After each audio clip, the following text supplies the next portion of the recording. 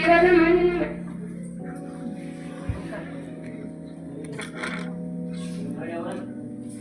ಸಲ್ಲಿಸುತ್ತೇನೆ ಹಾಗೂ ಎಲ್ಲ ನನ್ನ ಗುರುವೃಂದಕ್ಕೂ ಕೂಡ ಧನ್ಯವಾದಗಳನ್ನು ಸಲ್ಲಿಸುತ್ತೇನೆ. ಶಿಸ್ತು ಮೊದಲು ಆಮೇಲೆ ಓದು ಎಂದು ನಮಗೆ ವಿಜ್ಞಾನ ಟೀಚರ್ ಯಾವಾಗಲೂ ಹೇಳುತ್ತಿದ್ದರು. ಆದರೆ ಇದನ್ನು ಪಿ ಸರ್ ನಮಗೆ ಮಾಡಿಸುತ್ತಿದ್ದರು. ನಾವು ತಪ್ಪು ಮಾಡಿದಾಗ ನಮ್ಮನ್ನು ತಿದ್ದಿ ಬುದ್ಧಿ ಹೇಳಿದರು. ಪಿ ಸರ್ ಇವರು ನಾವು ತಪ್ಪು ಮಾಡಿದಾಗ ನಮ್ಮನ್ನು ಹೊಡೆದು ಪನಿಷ್ಮೆಂಟ್ ನಮ್ಮನ್ನು ಸರಿದಾರಿಯಲ್ಲಿ ತಿದ್ದಿದ್ದಾರೆ. ಸರ್ಕಾರ ನಮಗೆ ಶಾಲೆಯಲ್ಲಿ ಮೌಲ್ಯಗಳನ್ನು ಕಲಿಸಲು ಇಟ್ಟಿರುತ್ತದೆ. ಅದು ನಮಗೆ ಬೇಡವಾಗಿದೆ. ಅಂದರೆ ನಮ್ಮ ಎಲ್ಲ ಶಿಕ್ಷಕರು ಪಾಠದ ಜೊತೆಗೆ ಇದನ್ನು ಕಲಿಸುತ್ತಾರೆ. ಇವರ ಬಗ್ಗೆ ಹೇಳ್ಬೇಕಂದ್ರೆ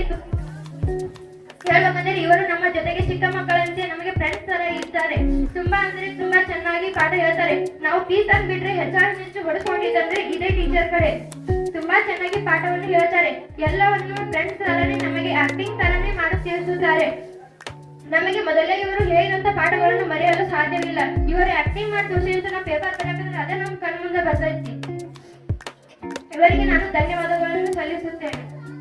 ಇಂಗ್ಲಿಷ್ ಸರ್ ನಮಗೆ ಇವರಿಗೆ ನಿಜವಾಗ್ಲೂ ಇವ್ರ ಪ್ರೀಮಿಯಲ್ಲಿ ನಿಧಿ ಬರುತ್ತದೆ. ಯಾಕಂದ್ರೆ ಅದು ಐದನೇ ಪ್ರೀಮಿಯಂ.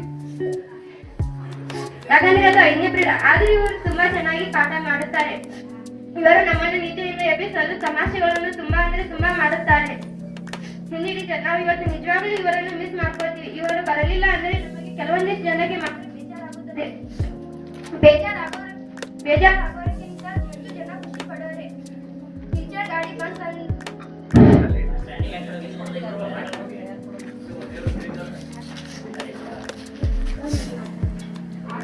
ಹಿಂದಿ ಟೀಚರ್ ಬರಲಿಲ್ಲ ಅಂದ್ರೆ ಅಣ್ಣರಿಗಂತೂ ತುಂಬಾ ಖುಷಿ ಆಗುತ್ತೆ. ಯಾಕಂದ್ರೆ ಅವ್ರು ಹೊರಗೆ ತುಂಬಾ ಕೊಡ್ತಾರ. ಇವ್ರು ಮಾಡೋದೇ ಇಲ್ಲ ಅಣ್ಣಾರಿ ಆಗುತ್ತೆ. ಅದಕ್ಕೆ ಇವ್ರ ಕಡೆ ಇವರು ಹೆಚ್ಚು ಹೊರಟು ಕೊಡ್ತಾರ. ಇವ್ರು ಯಾವಾಗಲೂ ಮಾತಾಡೋದು ಒಂದೇ ಒಂದು ಮಾತು. ನಾವು ತರ ತಪ್ಪು ಹೇಳಿದಾಗ ಅಥವಾ ಉತ್ತರವನ್ನು ಹೇಳದಿದ್ದಾಗ ಇವರು ಒಂದೇ ಒಂದು